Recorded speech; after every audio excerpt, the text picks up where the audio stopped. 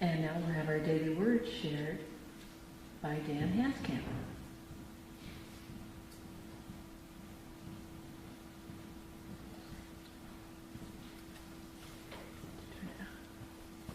The daily word for today is guidance.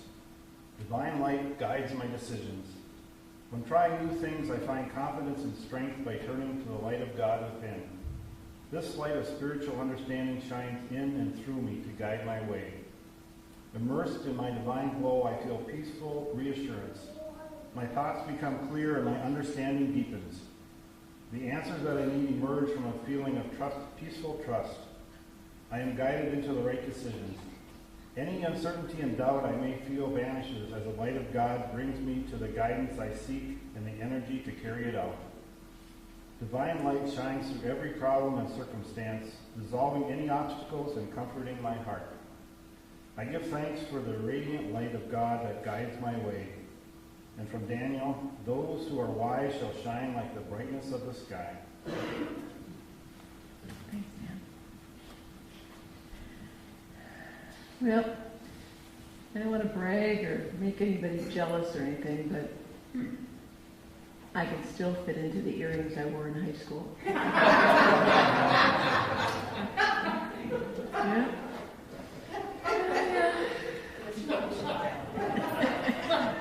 That's my gratitude. Okay, yeah, no, that's right. Well, our book of the month is Discover the Power Within You, which is a Unity classic, and it's one of my favorites. And one of the chapters was about the prodigal son, the parable that Jesus shared, and I just love that. So I wanted to talk about that today. And many of you may be familiar with it, but I thought I'd just read it to you so you can get how Jesus shared it, and then we'll kind of take it apart and look what it means for us today. And it starts as it says, "Then Jesus said, there was a man who had 2 sons.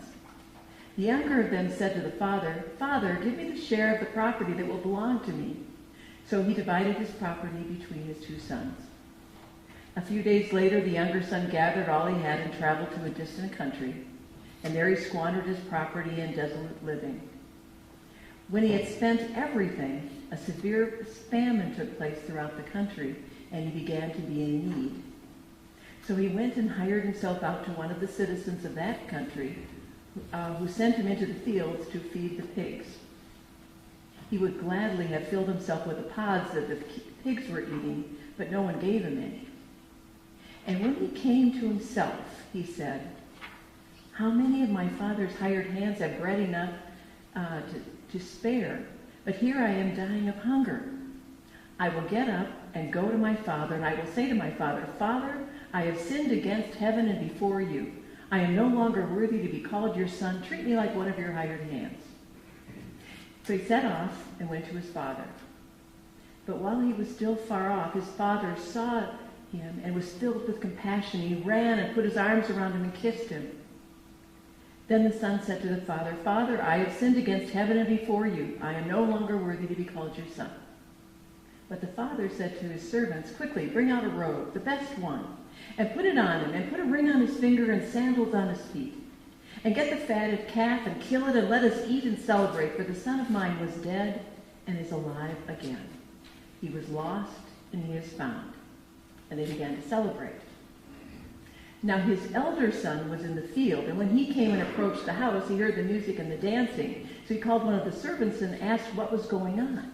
The servant replied, 'Your brother has come, and your father has killed the fatted calf, because he has got him back safe and sound.' Then the older son was angry and refused to go in. So his father came out and began to plead with him. But the answer to his father was, 'Listen, for all these years I've been working like a slave for you, and I have never disobeyed your commandments, and yet you have never given me even a young goat so that I might celebrate with my friends. But when this son of yours comes back, who has devoured your property, you kill the fatted calf for him.' Now the father said to the elder, 'Son, you are always with me, and all that is mine is yours. But we have to celebrate and rejoice because this brother of yours was dead and has come to life. He was lost and has been found.'" Well, you have to kind of imagine that Jesus spoke in parables, and he spoke about things that would get people's attention. He was kind of provocative. But so we have to kind of look at what was going on at the time. Now he starts out the parable by saying, there was a man who had 2 sons. Now right then, most of the people in the audience are going to go, uh-oh, Cain and Abel, you know how that went. And, we got Joseph and his brothers, that did not go well. 2 sons, this is going to be a goodie. So they're kind of ready for that. They're expecting that already. And then he goes, and the story continues, where the second son asked his dad for inheritance. Now you have to remember, at the time, the elder, was the one who inherited the land, inherited the money, and is responsible for taking care of all the women, the sisters, and the mom, and everything once dad's moved on. So for even the second son to think he's going to get anything is kind of interesting back then. So, and then for the father to give the money to the son, probably most of the audience was shaking their head and going, what was he thinking? You just don't do that. And the father was probably pretty embarrassed because it's a small town, neighbors know. And so, what was he there? It's going to be kind of an odd thing there. Then the story continues, and of course, the son goes off and he squanders all this money. And then, of course, the story gets, if you're a Jew, this is really something, because what he did is he went to work for a Gentile feeding the pigs. That is the one thing as a Jew, you don't, that's exemplifying the lowest job. You have sunk to the bottom, the deepest bottom you could ever get to. And so that would get their attention definitely. But then the story goes on and it says, and the son came to himself. And kind of if you look at the translation from that from Greek, we might have said in a different way, the son came out of a coma. You getting that? That's really what it meant. It's like he came into his right, I call it my right mind, because I don't know about you, but occasionally I lose my mind. I don't know if you do that. And then I come back into my right mind again. So whatever languaging you want, he came to himself, he came out of a coma, he came to his right mind, he woke up, we might say nowadays, and he wanted to go home. He said, I will rise and go unto the Father. Rise from my limited consciousness of what I was doing and go back. And right in the beginning he said, and I will be a servant for my father. I won't even want to be a son, I'll just be his servant. Now, as he continues on his journey to go back to his father, he doesn't repeat that to his father, because I think as he was continuing to journey, his consciousness was probably rising, and he no longer felt he needed to be a servant as such, to remain lowly or think of himself quite so lowly. So then the story goes on, and it talks about the father saw him from a distance and ran out to see him. And you have to understand, everyone in those villages back then knew the houses are in the middle, and then around the houses are the market, the other buildings, miscellaneous buildings. Then there's a wall, and then out beyond that are all the fields. So all the people that own property, your fields are out there. It's not like on County Road 17 where you got your house on the hill and look down the road, from your farm and see the sun coming from a distance. In order to see the sun coming, what you would have to be doing is you'd have to be looking. And you'd have to be up on that wall looking for him. And it says he saw him from a distance and he ran to him. Again, something that men of that time did not do. They did not run. Because that was, again, my language, probably not the language back then, that would not be cool. Okay, and then, so people would be kind of askance at that, hugged him and kissed him. And then it says, and then he tells his servant to give him the best robe, and then he says to put a ring on. And of course that means that when you put the ring on, that means you're back in the family. And so that was very significant, and those people would have got that the ring was very important about accepting him back into what is going on. And of course then the son says, Father, I have sinned against heaven, which means God, and before you, and I'm no longer worthy to call you my son. In other words, the son is asking for forgiveness. But an interesting piece, you notice the father doesn't even respond to that at all in the story at all. He doesn't say, yes, I forgive you. He doesn't even respond to the idea that the son is asking for forgiveness. He just kind of ignores it. It's not of importance to him. He doesn't ask him where he's been, got any money left, some of those things we might want to know. He doesn't ask anything like that at all. And then, of course, the story goes into part 2, or scene 2. Now we go to the elder son. Okay. I do. The elder son, of course, is out in the field, finds out his brother is back, and he's a little indignant. Now, he would not have been happy to see him anyway because he squandered the money that should have been mine. But now his dad has welcomed him back, so now I'm also thinking he's welcomed him back into the fold, so whatever's left, he's planning on sharing it with him again and me. This is very unfair. You ever felt that righteous indignation that things are just not fair the way they turn out? You know, that's what this, I think, is exemplifying beautifully. And I imagine some in the audience that Jesus was talking to were going, yeah, right on. That just is not fair. Of course, he's going to go on beyond that. Because remember, that son felt himself being abused, injured. He was the injured party. He doesn't realize that by refusing to go into the house, into the party, he actually is embarrassed. In that culture, he's doing a great embarrassment to his parents. So actually, he's breaking the fourth commandment, honoring your mom and dad, because he's out there, throwing a temper tantrum. And so he doesn't realize that what he's doing in that moment, because he's righteously indignant. And of course, then the father goes out and says, son, you are always with me, and all that is mine is yours. So in our time, when I look at the story, and often we interpret Bible stories however we do it ourselves, but I kind of do it like dreams, where I figure every major character is me, and how is that relevant to me? But to his audience, the Father represented God, and Jesus was trying to explain a different relationship with God. Also, you have to realize in this audience, that father was acting more like a mother than a father, which was what Jesus was trying to exemplify, was coming into that compassionate experience of the divine. And that was new, because really, otherwise it could have been the prodigal son and his mother. Would have probably been, if he had done it that way, people might not have paid that much attention. But because there was a father acting this way, remember, Jesus is bringing in a new understanding of what the divinity is about. So to his audience, the Father meant God. To us, or to me, as I'm listening to this story, the Father means my own divinity. It's the truth of who I am. And the prodigal son is the human side of me, who forgets my divinity and goes off to a far land. Have you ever gone off to the equivalent of a far land? And then we lose our mind and we come back. What happens, because part of what I look at when the second son took his inheritance, that's our free will, isn't it? We get to use this wonderful gift we have, which is all, the ability to manifest and create. And we get to create whatever we want. So I can squander my creativity on things that are not very productive, or I can choose to do things that really help elevate myself and others. It's a choice, and it's free will. The dad didn't stop him from taking his inheritance.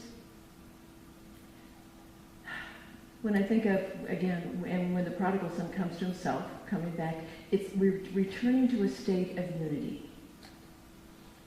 And then again, what the father said is, my son who was dead is now alive again. What Eric Butterworth says is, once you've made up your mind that you are tired of living in materiality, in the consciousness of limitation, and that you want to rise to a new level of thinking and living, the moment you make this decision, something happens. And that something is the activity of divine law.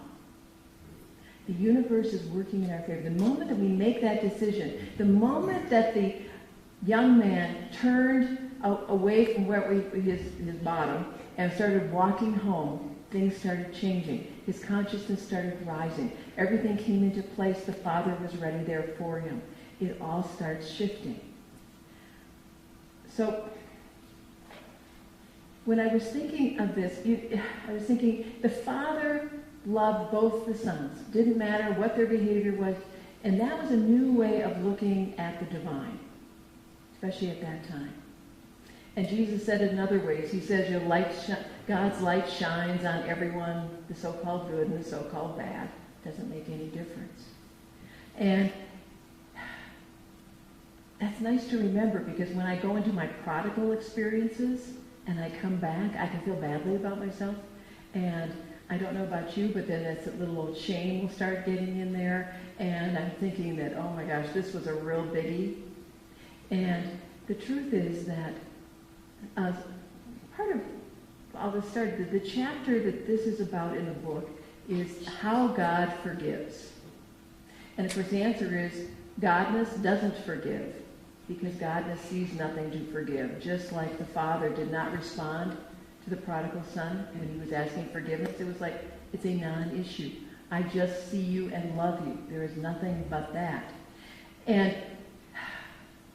so when people, and this week someone asked me about sin and how we look at sin and unity, and use the example that was in the book that we are in the perfect flow. You think the electrical flow that's attached to the light switch. And if we turn off the light switch, it doesn't mean we're not being punished by being in the dark. It just means that we've cut off our flow for a moment, isn't it? And then we can let the light switch, we can put the switch back on, and the light flows beautifully. And we don't have to be good to get light. We don't have to deserve it. We don't have to do anything else. It is just flowing to us all the time.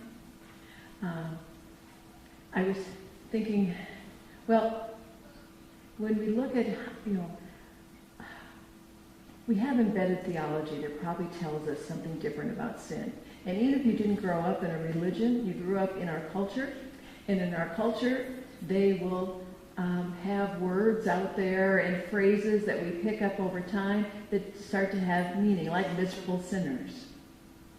And I say that in the middle of this talk because Dan knows what happened a couple of years back when I started out my talk saying, well, all you miserable sinners. And we had a visitor sitting in the very back, like pretty much where Cheryl was sitting. And by the time I could say, well, I'm so glad all you miserable sinners here, because I figured most people would laugh because they know that's kind of ridiculous. They got up and left. They were new people. Dan's not that fast. He couldn't catch him. So that's why I didn't bring up the word sin until halfway through, and now don't leave. Yeah. But the truth is we have embedded theology that even if that person sitting there didn't believe they were a sinner, they heard me say it, and whoop, there goes the embedded theology that I must believe it, or they're about ready to be judged. Because we can have that ideas in us even if we haven't believed it for a long time. And so when we do something that misses the mark or falls short of how we would like to live our lives, we feel badly. And sometimes a little guilt's helpful because it helps me wake up faster. That's okay. Shame, never. Inherently we're wonderful. So I don't want to deal with any kind of shame stuff. But sometimes when I am doing something, I step out of the flow, like the electrical flow. I'll give you another example. I'm not going to actually do this, but if I took a rubber band, and I wrapped it around this finger really, really, really tight, and I kept it on there for an extended period of time. First it'll turn red, right? Then it'll probably turn, blue? And if I don't take it, what's happening is the flow of blood is not getting to that finger, and it could be dangerous after a while, couldn't it? And the thing is, so I keep it on for a while and look at it and go, geez, I wonder if my finger's doing that because I'm a terrible person. No, it's because I cut off the flow of life energy to it. That's it. And if I pull the rubber band off, what happens very quickly is the flow starts coming back in again, doesn't it? And it doesn't decide that the finger was evil because it wasn't getting the flow before. It's totally neutral. And I like to use examples of light and circulation because they're so neutral for us. And they help us know that the love of the divine is always there.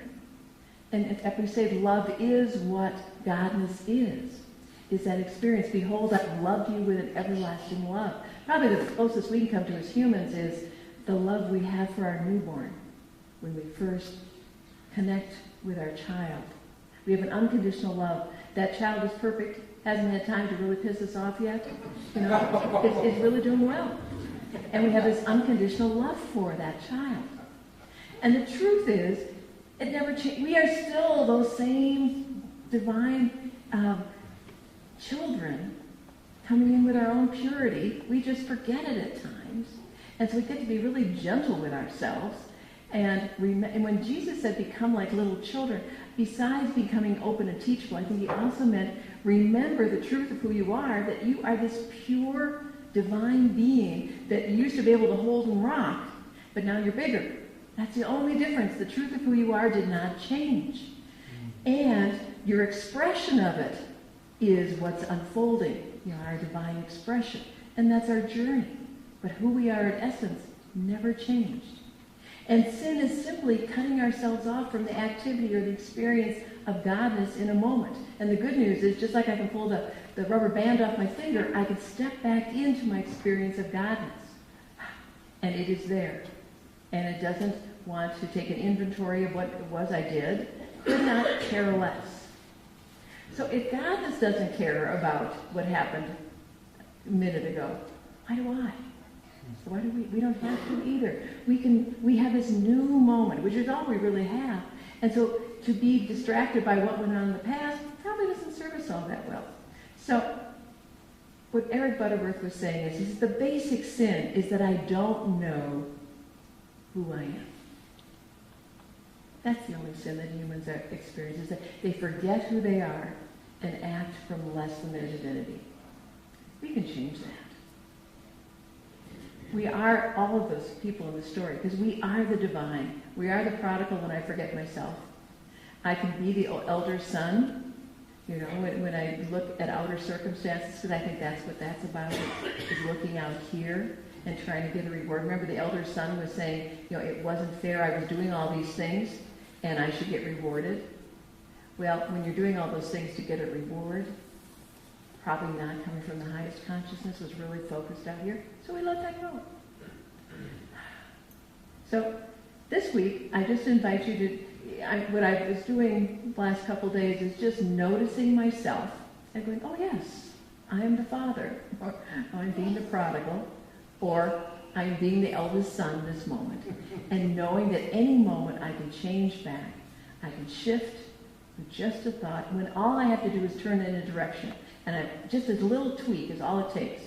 I used the example before, is if you're a pilot and you are flying from New York to Los Angeles, and you get over the Rocky Mountains and find out that you're a little off course, you do not have to fly back to New York and start over. All you do is just shift your course a little bit. We just have to tweak a little bit of where we are at, and then the universe floods in to support us in being the greatest expression of the divine that we can be. So, this is my tradition. So, may you sin no more. I just had to say that. There was just that in me that had to say that. Because I can't say it anywhere else, because people would believe it. So, go and sin no more. Don't go right now, though. And so it is.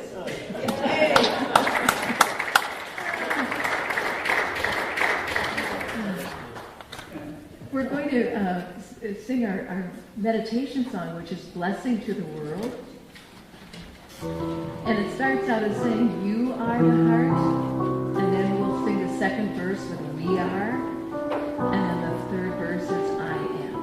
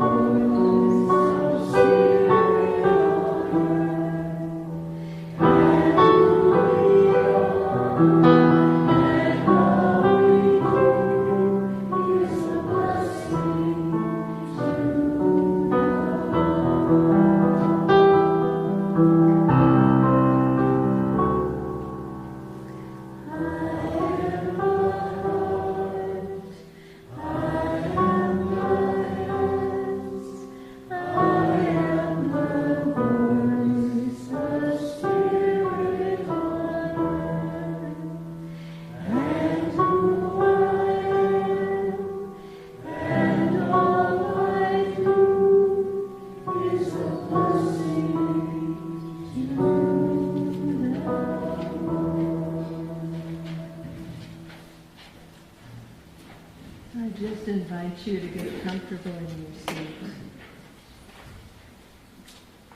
Let the floor and the chairs support you completely. Take a few gentle breaths. And if you haven't done so already, I invite you to gently close your eyes. Know that you may choose to follow my words, or you can choose to go elsewhere, and wherever you go will be perfect. You are the heart, and you are the hands. You are the voice of Spirit on earth. And when we sing, I am the heart and I am the hands, there is that in us that knows that this is our potential. And wherever we are on our journey of expanding ever upward into our divine potential, wherever we are, is just right for us right now. There is no need to compare with others or judge any detours we may have taken. Right now, I am feeling or sensing my oneness with Godness, all there is. Or I am open and receptive to experiencing my oneness. I am open and receptive to experiencing my oneness. I don't have to know how to go about it. I certainly don't have to fear it, for Godness is love, unconditional love. And any old embedded theology I've retained about a less than loving Godness, I now release. I am ready to release my old ways of living, being focused in materiality, in the world focused, or in the consciousness of limitation. And I am ready to rise to a new level of thinking and living. I have come to myself. I have come into my right mind, my higher mind. I am ready to rise. I know that I am a divine being. And like the prodigal son, I know that I don't have to do anything to be unconditionally loved by the universe Spirit. I am wholly lovable, just as I was the first moment I was born. Nothing I've done or experienced, and nothing that anyone else has done or said about me could ever diminish the truth of who I am. I am a divine being, wholly loving and lovable. Missteps that I've made are like flaws in steel that once healed make me even stronger, like steel that has been welded. I know that Spirit has never held any unforgiveness or judgment. I release any old embedded theology that has ever said otherwise. There is no judgment in Godness. There is no punishment in Godness. Godness has always simply loved me with an everlasting love. My only real missteps have been not knowing who I am. But I am the heart and the hands and the voice of Spirit. I am divine and I am eternal.